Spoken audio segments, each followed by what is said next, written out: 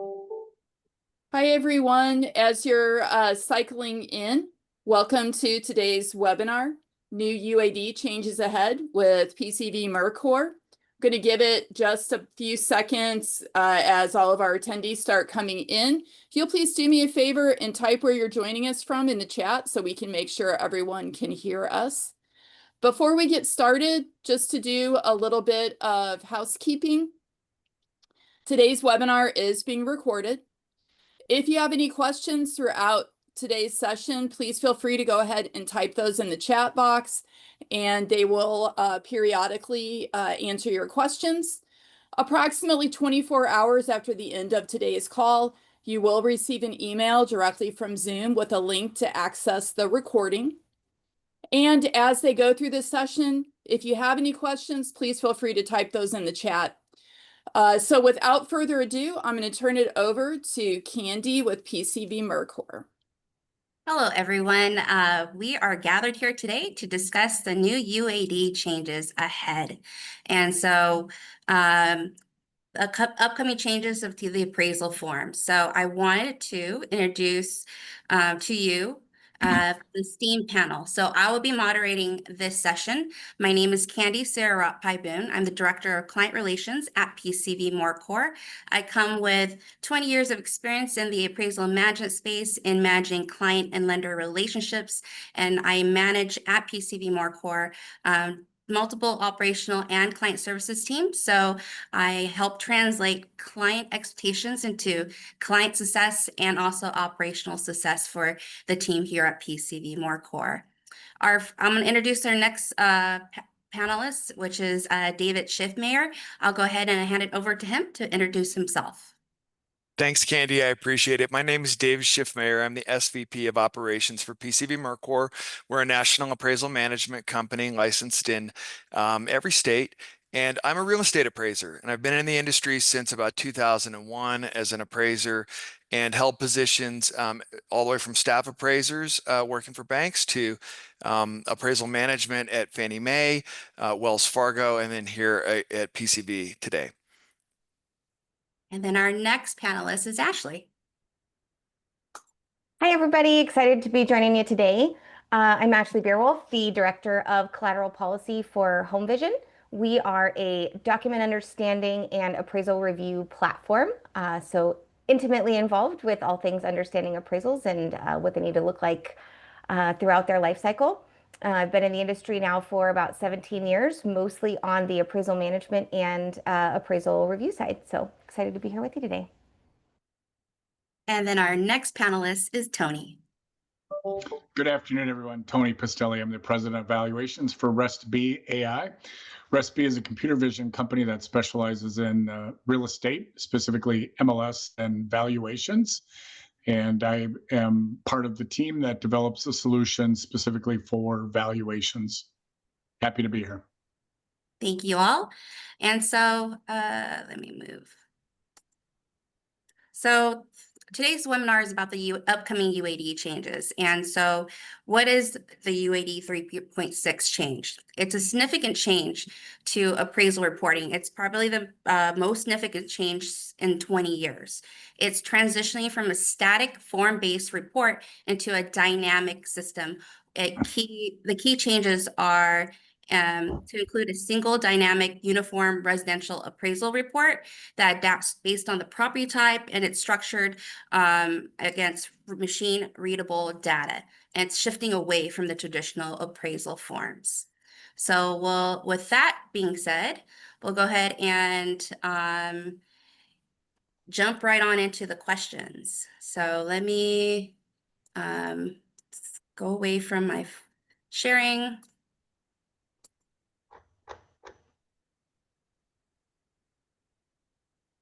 I'm not too sure. Do you guys see my screen? We do. We do. Okay. I'm trying to stop sharing, but it's not allowing me to. There we go.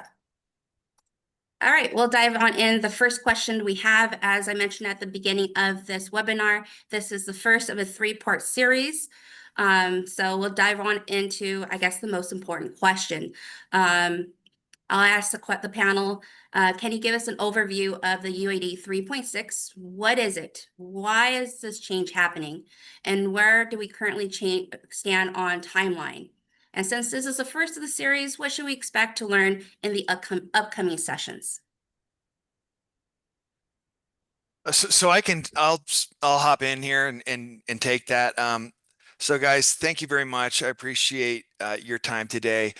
Yeah, this is a huge change, like Candy said. It's not just a change in the report, but it's a change in how appraisal data is reported, how it's structured, and how it's delivered.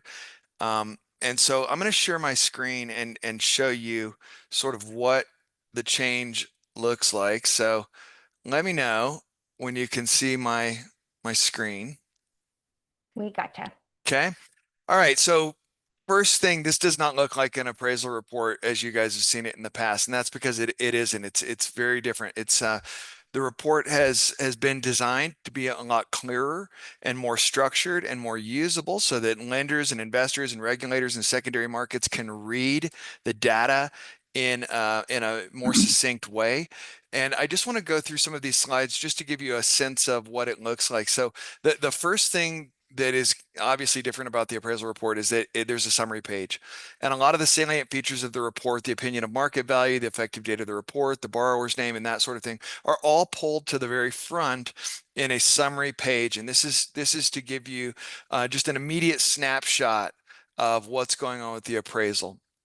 And from there, you'll see that the report is designed in sections. It's organized in sections. And so one of the next section is going to talk about the assignment information, the lender-client information, whether or not an appraisal management company was used, and their information and that sort of thing. And from there, you'll see as you go into the different parts of the report, the whole thing is organized in sections. So one section is related only to the site.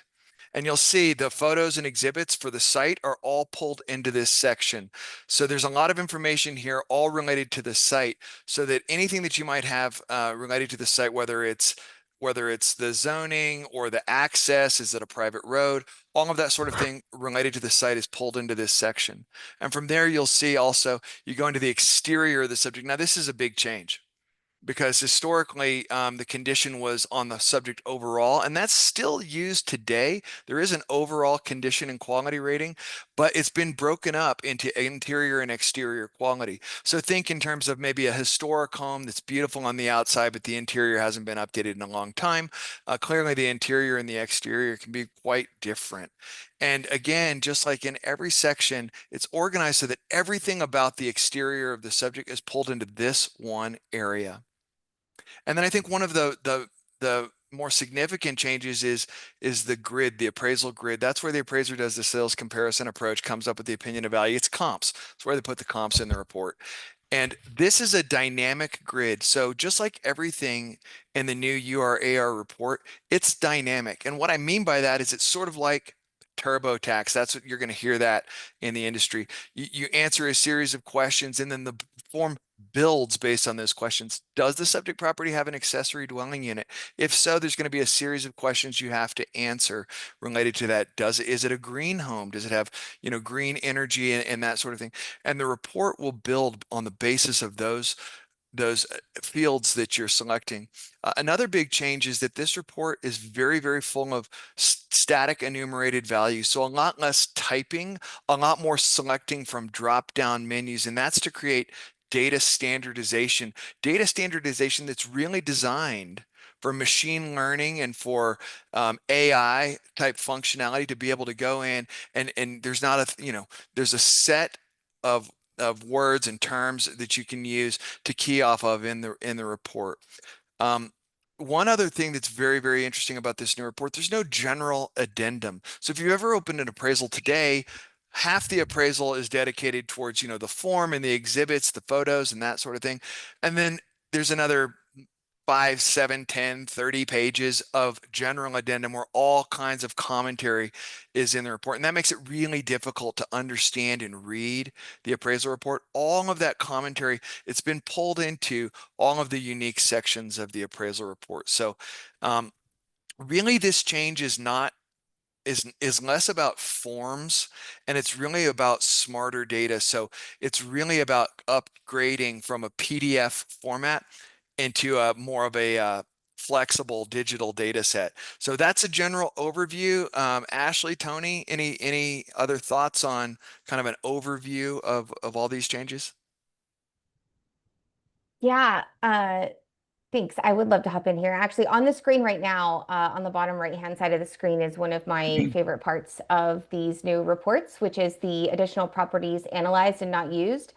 Um, Currently, that is not a requirement to include, but when we're talking about the quality of reports coming through and the ability to, ensure that we have really done the most analysis that we need to on these subject properties, being able to ask the appraiser to include properties that they took a look at that may be nearby, that maybe on the surface seem really comparable, but we need to understand that and we need to communicate that sort of through the chain of folks. Being able to include those things in the report is really useful. Um, I think one of the biggest changes about this report is that, and I know you mentioned this, David, but I don't think it can be overstated. This report is completely flexible. Nothing is going to be in the same place on any report, property to property. And so, whatever processes you and your organization put in place to review these, to understand these, the systems that you use are going to need to be flexible. The folks that you have taken a look at these files are going to need to get really comfortable with the way that these new forms look and how to find information based on the section type. So it's definitely a big shift. You know, all the information is there, but it's a big change for everyone. And as David and Ashley mentioned, the report is going to be structured in a way where there's a lot more information coming in very consistent formats. While it might look different, all of the data is going to be similar for these reports.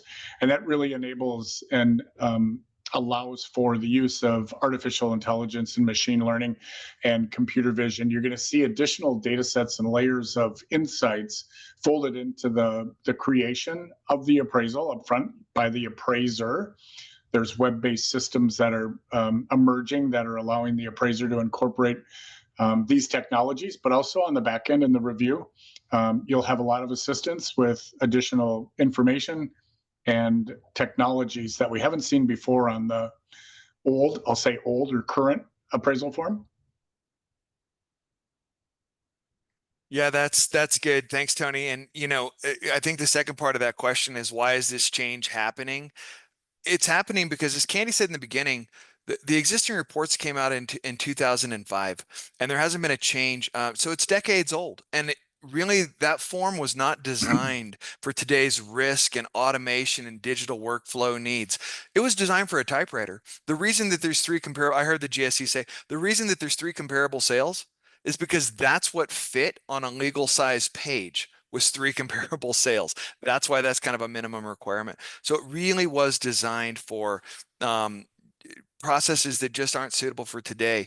And this new UAD, it's going to add structured fields like I talked about, enumerations, standardized terminology, a lot more standardization, and it really better aligns with modern technology. And I think the goal is to improve clarity and comparability and automation while still preserving the appraiser's judgment, which is really still foundational to the entire process. So the goal is to future-proof, or to come up with something that's going to be able to work for modern technology into the foreseeable future. And then could you guys talk about the timeline of these changes that's happening? Candy, I happen to have that timeline up on my screen right now, and it might be helpful to see that as we're talking about it. Right now, we're about at that red line, and that's called the limited production. And mortgage companies and other providers in that chain of the process are in a testing or voluntary mode right now. And as you progress towards the right, you'll notice some stars around the word mandate. That's when everyone needs to be delivering in the 3.6 format. And further to the right, a few months later, you'll see the retirement of 2.6. That's the current form we're using today. So maybe in about a year and a half, we'll forget what the current appraisal form looks like, and we'll all be familiar with the new format. Thanks, guys. Why is the UAD 3.6 significant, and what impact will it have on appraisers and the broader industry? I think Sure. I can speak. Yeah, Oh, go ahead. No, you, Ashley, please. Okay. Yeah, so I think the impact that this is going to have on the broader industry is, I think, pretty hard to overstate.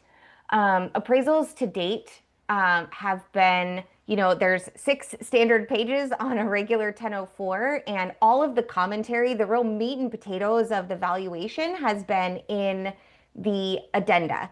And all of the exhibits have been on all sorts of different pages, right? So the fact that we are getting all of this information into a standardized format, that all of these new AI, machine learning, large language, these tools can really sink their teeth into to make sure that we are doing the best job on these valuations, that's really huge. I think that's on the data side. What do we do with this new form? Before we get there, though, the impact that this is going to have on lenders, appraisers, appraisal management companies, order management companies, loan origination systems, there are a lot of changes coming. In the 2.6 world, you could order a 1004 and you knew you were expecting a single family property appraisal, right? You could order a 1025 and you knew you were expecting a multifamily property appraisal. That is not true of this new report. So when we're talking about ordering these reports, you folks are going to need to think about, what kind of property am I after? Is this in a PUD? What kind of inspection do I want? There are a lot of questions that you're going to need to be able to answer in the process of even starting to order one of these forms. And we're going to have to make sure that all the systems in this process can take in that information and make the right choices with it. I also think that this is a pretty significant change for appraisers in that they've been used to this form, as David said, for a very, very long time. It's looked pretty darn close since before 2005, long before 2005, when they actually were handwriting them or doing them on typewriters. So this is a really big shift. They're going to have to learn how to use new software, new tools. I think there's a lot to be done. Yeah, and I'll hop in there. For appraisers, just a lot more structure, a lot less ambiguity, a lot more show your work, exhibits for market conditions and that sort of thing. So there's really a big emphasis, especially from the GSE's perspective, on providing really well-supported appraisals, but also appraisals that contain kind of recreatable and verifiable evidence. That's going to be key. And really, one thing that Ashley said, I've been to a lot of conferences recently where I've seen a lot of software forms providers, and this is almost going to require appraisers to use new technology and new tools in the field. You're going to have to use mobile inspection technology, and there's great technology out there around scanning the homes in order to extract, and we'll talk all about this in our next series, especially tools that can be used and ways to deal with this, but a lot more shift towards mobile technology. Today, only about half of appraisers or less are using any kind of mobile technology to complete their inspections. They're out there with clipboards and graph paper and tape measures or lasers, but still not the same as what's coming. And if that's the approach that you take, these reports are going to take a lot longer to complete. So the entire industry is having to kind of modernize the way that an inspection is done. And so there's going to be a lot of, I think, competition among form software providers, a lot of different approaches. It's not just everybody trying to figure out how to fill a static form, but it's really about how to answer all of the questions that are required and capture all of the data in a way that's going to reduce the amount of form filling type work that they're going to do. And then I think just what that's going to result in for the industry is a lot more clarity, a lot less ambiguity, a lot more, trust but verify. The information is there to verify. I think that's going to create some efficiency, and it's going to help with risk management. The hope is that over time that this can reduce a lot of the back and forth and the noise and the revisions, because more information has to be provided before a report can ever go out the door. So it's really kind of, this is the appraisal bridge to the whole concept of a digital mortgage. This is how the appraisal is going to fit in. So Tony, I don't know what your thoughts are on impact. Well, I think it's going to be a change all up and down the whole process. A change for as Ashley mentioned, for the people ordering. And we're not going to have form numbers like a 1004 or 2055. We're going to have the same report for every property type. So while they look different, they'll all essentially follow the same form or the same appearance, but with different. I'm too old, but my kids had transformers, and you could, depending on what you did, you could make them look different. And I think you'll see that in this reality, where a 1004, what we used to think of as a 1004, will look just like what David showed on the screen. But when it comes time to, add rental comparables, there'll be additional spaces for appraisers to add rental comparables. So an adjustment all the way along the continuum. The one thing that I see as a positive, and I know, Bill, you put a question in the chat about us old guys, appraisers. I'm an appraiser. I'm leaning into technology, and I hope that most appraisers are going to do that as well. This really allows appraisers that opportunity, because we're going to see a lot of the appraisal forms providers, instead of being a desktop software, it'll be a web-based software. And there'll be a lot of auto population, a lot of information that appraisers would, take hours to gather and create their appraisal. There's going to be a lot of efficiency that's enabled because of the format that the appraisal is completed in. And I'm actually, if I was out in the field, I'd be looking forward to this.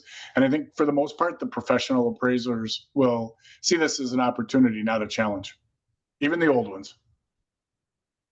Thanks, Tony. The next question is, if someone wants to learn more about the UAD 3.6, where should they go for information? What tools should they be using? Is there examples that, resources that somebody would need to know about? I mean, I think number one is the Fannie Mae UAD website. The website is actually pretty fantastic, guys. And if you haven't been out there, I highly recommend that you go check it out. Whether or not you think it's going to impact your business, it may eventually impact your business, because software forms providers may stop supporting, in certain cases, some of the older forms down the road. So Fannie Mae's got a great website. There's specs on the website, scenarios, there's sample appraisals, there's toolkits. There's guidance that your IT team will understand that I don't understand, that they're going to want to look at. Freddie Mac, exactly the same. There's training online. There's videos that you can watch, webinars, and that sort of thing. And then I also think the appraisal software providers out there especially on the different approaches that they're taking. A lot of the form software providers are offering free periods of time where you can test and use some of their different reports. Some of those are easy to gain access to, so you could create sample reports and start to run those through your QC rules engine, start to refine your QC rules to identify the red flags, address new sections that you've never seen before, such as the green section, which is brand new, and that sort of thing. So I would say there's a lot of sources out there, but I think that there's enough within what the GSEs are providing to where that's really an excellent start. And then just start partnering with your vendors, with your third-party vendors, and that sort of thing, because we've been in this world for a while now. We had to get ready for early adoption, and I won't say we're all the way there, but we're really trying to work hard towards that mandatory date that Tony showed next November, because the GSEs have said that there's going to be a line in the sand that they're going to draw, and they really don't want to back off of that date, and I suspect that they won't. So we're all marching towards that now. And you can't even order one of these today very easily because most of the form software providers aren't ready. So I think just staying abreast of these different third-party components, your LOS and that sort of thing, and asking for their readiness for it and trying to figure out and make sure that everything is going to be supported so that you don't have gaps in your workflow that create a lot of manual busy work at the last minute. That's a really good point, David. I like to explain it as, y'all know those old Christmas tree lights when you pull one bulb out, the whole light goes off on all of them. If one of your solution providers is not ready, you don't have your chain of lights is not going to light up and you're not going to be able to deliver. So it's not too early to start asking your third-party vendors, are you ready? People like Ashley, people like David, are you prepared for 3.6? And make sure that all your bulbs are going to light up, sometime either at or before November. Yeah, I just want to echo all of that. I think really getting familiar with what's available on the GSE's websites, a ton of excellent information. And then really talking to your software providers about what matters most to you guys. Are they ready to take in the new file formats that accompany this 3.6? How do they plan on supporting the different pricing and how you're going to order these things? And does the way that one of your providers is handling these things really line up with other providers that you're working with? And can they all communicate with each other? And I think just really getting familiar and talking to everyone in your sort of chain of custody of these valuations and making sure that everybody's on the same page before next fall is really important. And the earlier, the better. Thanks, guys. And then do you know if there's any like common misconceptions? I think there's, back to Bill's question, not all old people are adverse to technology or change. I think, as humans, we don't like change, or we would rather keep things the way we are. We don't have a choice. And I think appraisers are going to get in line. Loan processors will learn how to order differently. You make a few mistakes. It's going to take a while to get your muscle memory acclimated to the new way, but we'll get there. Kind of like you buy a new phone and for a week, maybe you struggle. And then 2 weeks later, you forget how the old one worked. So it'll be an adjustment. It'll be a period of time where we maybe struggle, but that's why, to Ashley's point, I don't think you'd want to wait until November 1st to see if everything works. You may not want to, start today because there's no way you can line up all of your vendors to create a lit Christmas tree light string, but pretty soon I think you'll be able to do that, and that would be the time to engage with everyone. Yeah, and you know what? I've really been encouraged by what I've seen going to just a lot of conferences and industry conferences. There's a lot of appraisers that are really looking forward to this adoption, but it is going to be a huge learning curve. I mean, we've heard that in certain cases, people think that this is just a new form. That's a misconception. It's a complete data-centric workflow shift. It's a complete shift, and adoption is going to be uneven, and that sort of thing. This really is kind of like a change going from paper checks to online banking, right? It's a change to the whole system and not just the format. So, and I think as far as readiness and that sort of thing, I think some lenders and AMCs are moving very quickly and others are still sort of waiting back. And I think some that are waiting back are maybe ones that don't sell into the GSEs and that sort of thing. And that may be the case, that this is not an immediate, urgent change to your business, but I still think that it's, really the form is designed for underwriters and for GSEs and for third parties. It's going to be maybe more difficult, especially for appraisers with the learning curve in the beginning.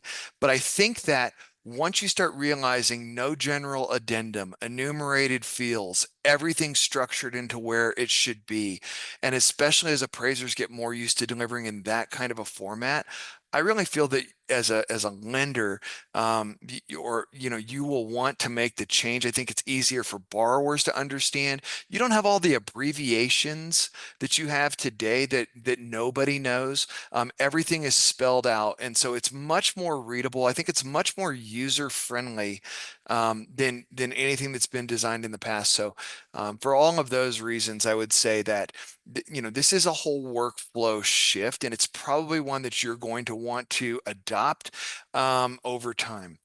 And so I think those are some of the misconceptions and some of the ways that people are preparing. Great. Since this is the first of the series, what should we expect to learn in the upcoming series? I'll hop in there as well. I mean, I think today was just our goal today is really just a foundation. We're in the early adoption phase. Okay, so we've progressed that far, and in order to do that, everyone on this call has been working on this for about a year and a half. That's our job. I think what I would say now is if you've gotten started, fantastic. If you haven't gotten started, you want to look into what to do next and how to meet those timelines if they're applicable to you. But our hope today was just to kind of lay out that foundation, direct you to a few resources, establish a bit of a timeline, and so that your teams can go in and begin to get familiar with all of these changes.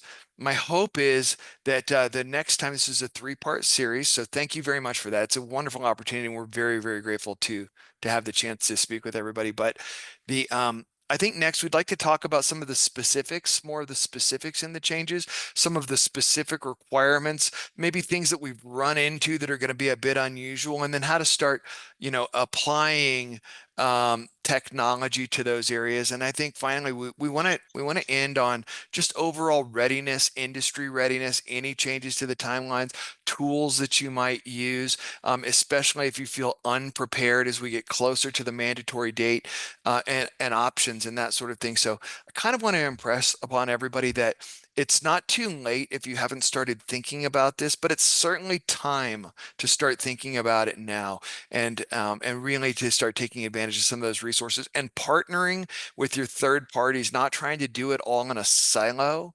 Because we've got a lot of lessons learned at this point, and so I think your third-party partners are going to be some of the best allies that you have in making this transition. All right, great. Did you guys want to take some questions that we got incoming? All right. Absolutely. One of the questions that we had was, how do we best position clients, loan officers, and other industry stakeholders to take advantage of the benefits of this change while mitigating the negative impacts? Well, I'll take that one. I think for the most part, Candy, we don't have a choice as industry participants. The timeline has been established, and it's everyone's obligation to be ready and deliver at the mandate, because you'll no longer be able to use the 2.6 or the current format. So for the next 13 months, time best spent educating, informing, getting a plan in place. I used to work at a bank, as many of you did. I understand the glacial speed that banks operate on. So you can't start too soon to have the discussion, highlight important key dates, and develop a plan, and then plan your work your plan. Thanks, Tony. Well, and also I'll just hop in real quick. I think, everybody's got an IT prioritization list. And so, we all have to deal with those. And so you can't get things in front of your IT team fast enough, because I think what they're going to find is there's unusual touch points all over the place. The appraisal has been sort of foundational, along with processing and underwriting and originations, to sort of how mortgage operates. And so it touches in so many places. It's unbelievable. I wish I had a slide. There's a slide that I saw at a recent conference that shows all of the different places that an appraisal touches your process, including, down the road, and when loans are being sold to investors and that sort of thing outside of the GSEs. And so I just think that you really can't get it in front of your IT team fast enough. Okay. The next question I have is coming through the chats. And the question is around how do you guys foresee this impacting fees and turn times and the impact to borrowers? I can speak a little bit on this. I'll be honest. I, I don't think we're entirely sure. To David's point a little bit earlier, in the beginning, these files are going to take appraisers a bit longer. There's going to be a learning curve. They're going to be learning to use new technology. The inspections out in the field, depending on the technology that they're leveraging, may take them a bit longer.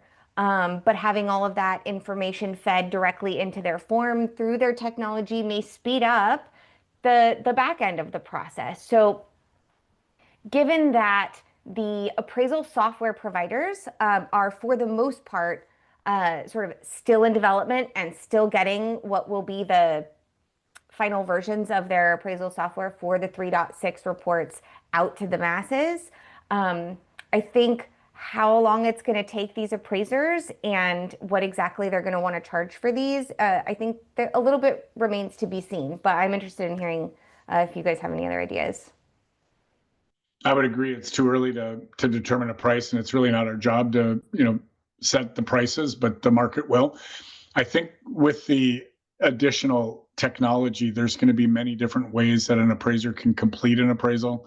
And really, that's going to dictate more of the fee than anything. If the appraiser relies on a web-based system to complete the report, he's certainly more, or she's certainly more efficient. But there's going to be fees that come with that. They're going to change from a annual subscription to maybe a per click or per appraisal fee, and it might be way more than what they're paying today.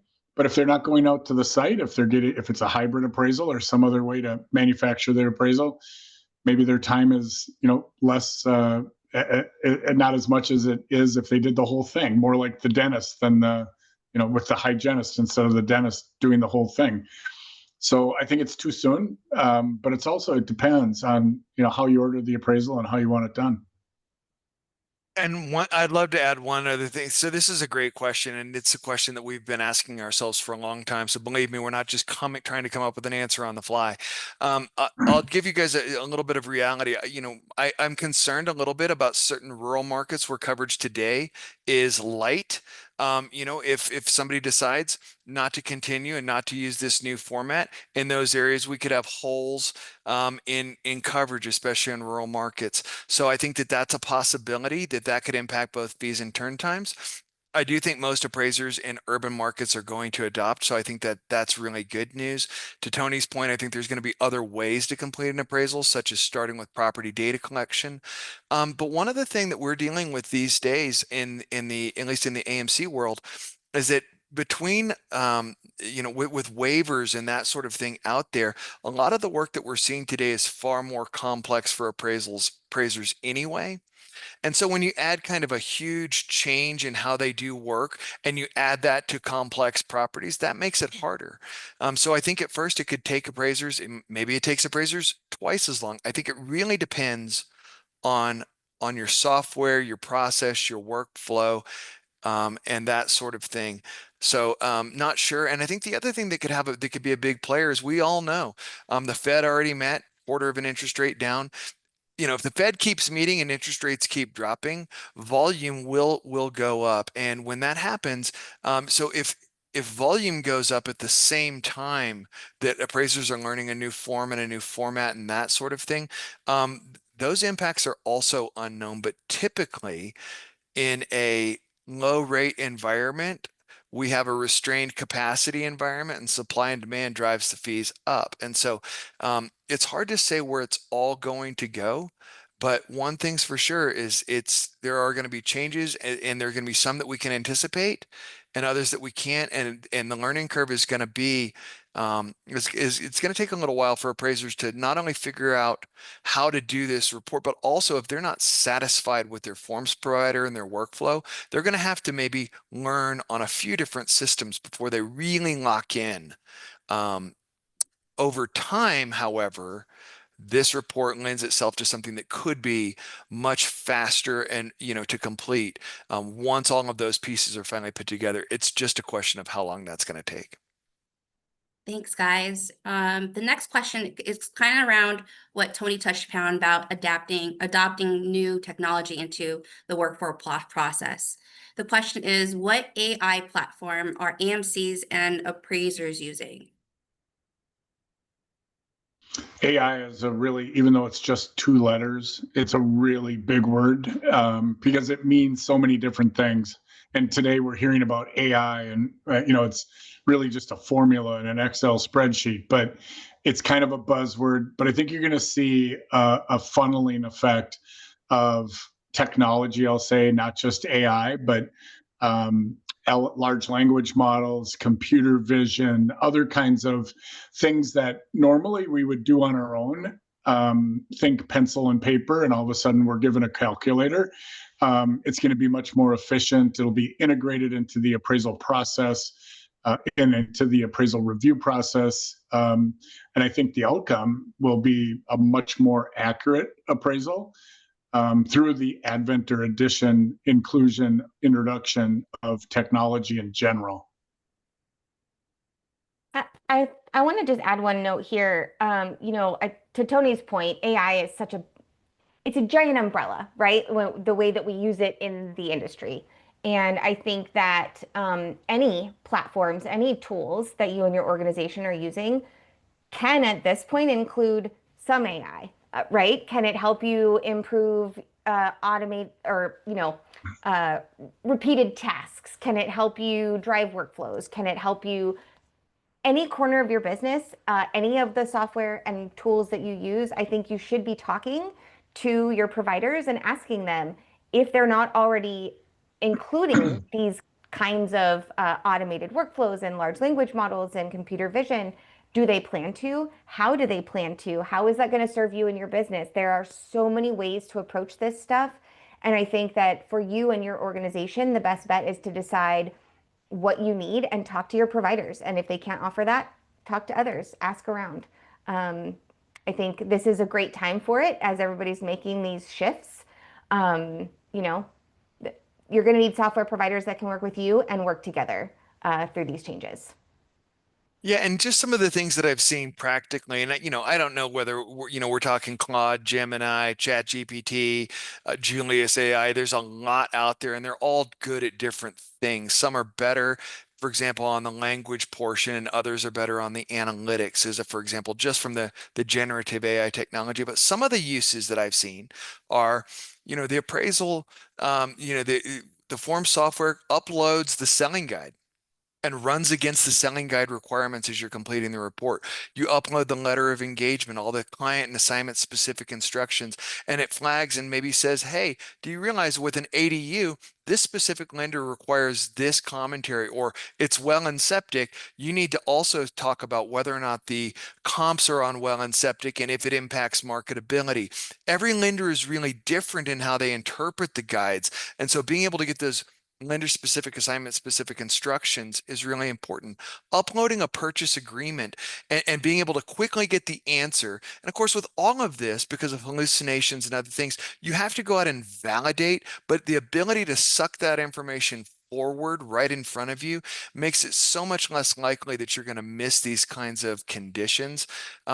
Seen companies that have uploaded their entire employee handbooks just for quick reference purposes. And so really you're going to be able, and that's just on the generative piece.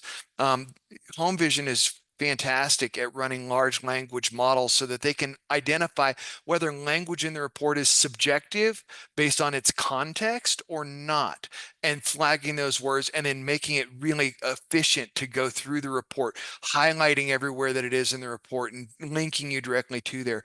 And, Respi AI's computer vision technology, being able to not only identify the condition and quality of the subject property based on its interior photos, but being able to go out and scour the MLS instantaneously to look at all of the interior photos of the comparable sales that were used and identify whether it thinks those were reported accurately.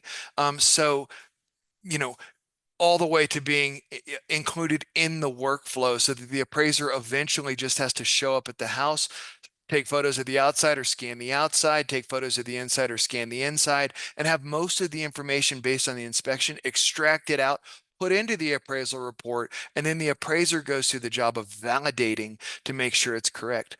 Can there be false positives? Sure. Is luxury vinyl flooring hard to identify versus hardwoods? Absolutely. But appraisers will become used to that. And as they see those things in the report, being able to make the changes on the fly, the goal is so that when they're done with the inspection, they have an enormous amount of the report already completed and ready to go. All the way up into, in some worlds, being able to upload a completed report, being 95% complete, 90% complete by the time you get back to your office. That sounds so great. We have one final question, and that came through the Q&A section for the webinar. How does this apply to 5+ multifamilies? So if it's Short five, answer, if it's short answer yeah. is- short answer, it doesn't. We're, Fannie Mae and Freddie Mac only accept single family up to 4 units. I don't think if you see an appraisal 5 units, that should be a big red flag. But I don't think you'll see too many. All right, guys. Well, thank you guys so much for the great conversation. I look forward to the next two in the series, which will be coming in the first quarter of 2026 and sometime in the third quarter of 26. So there's got a lot of upcoming changes for sure. If you guys are going to NAMB National, PCV Murcor will be there. So if you guys want, stop by, say hi.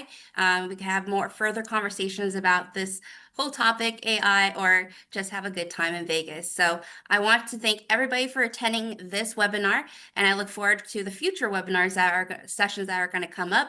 And thank you so much again to the STEAM panelists that we had. So thank you so much, David, Ashley, and Tony, for your time. Have a good one, guys. Thank you. Everyone. Thank you.